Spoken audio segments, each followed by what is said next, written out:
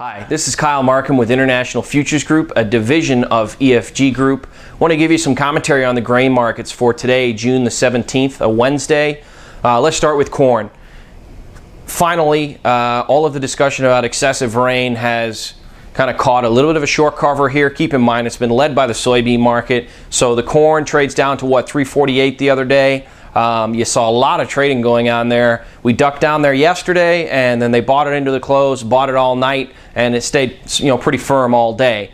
So for corn here, first things first, we do want to see good exports tomorrow. I'd like to see over 1 million. It feels like I say that in every video. Ideally, we see that tomorrow. One thing to remember, we saw a pretty big move in the ethanol margins, about 30 cents this week. That's a big deal, especially given that domestic demand, so keep your eye on that. Corn, I think, is going to continue to follow beans. Just remember, guys, this is a weather market as far as why we've made this move. If it comes to fruition that the storm coming up isn't as large as anticipated and/or we get some heat to dry things out a little bit, remember that risk premium can come out just as quickly. Moving on to the wheat market, there isn't much to say. It appears to be the short leg almost at all times. Kansas City is definitely giving it up to Chicago. Not really surprising anyone, given Kansas is not supposed to get the same drenching that everywhere else is.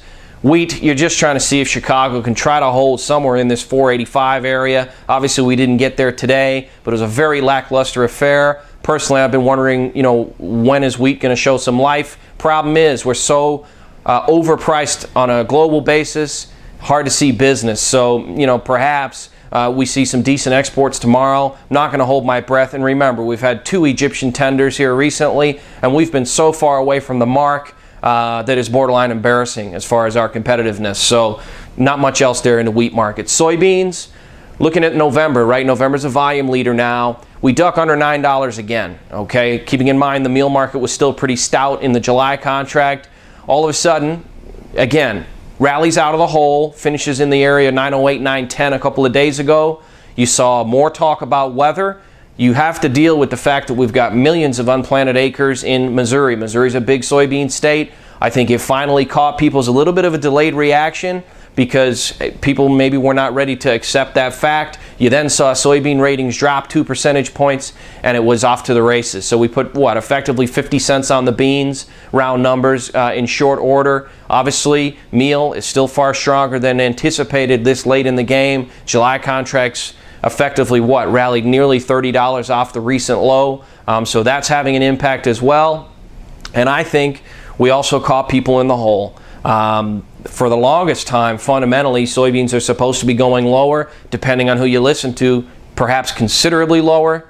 All of a sudden, we have this kind of move, and we effectively took 3 or 4 days worth of selling in soybeans, violated it all in an instant. So same as the corn market, yeah, this is a great rally. There's no reason to get, overtly bullish. Let's just remember, if the rain doesn't materialize and if it dries out quickly, we still don't know enough about the crop to have a dramatic amount of risk premium. So we've put 50 cents on them.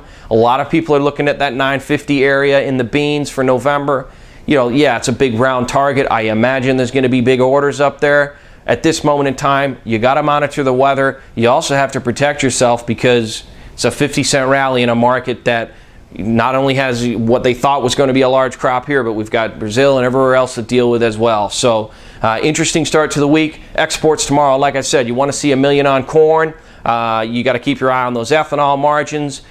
I don't know what to tell you about wheat. I think a lot of people are confused as to why it's kind of, really quiet these last 2 days. And as far as soybeans, I don't expect a lot for the exports, but at this moment in time, it might not matter. Let's just see if we have any follow-through in the overnight. It was a pretty firm close, but again, there's a lot of premium that's been put in here in a couple of days. So until next time, this is Kyle with International Futures Group, a division of EFG Group in Chicago. Thanks for listening. Give us a call if you got any questions.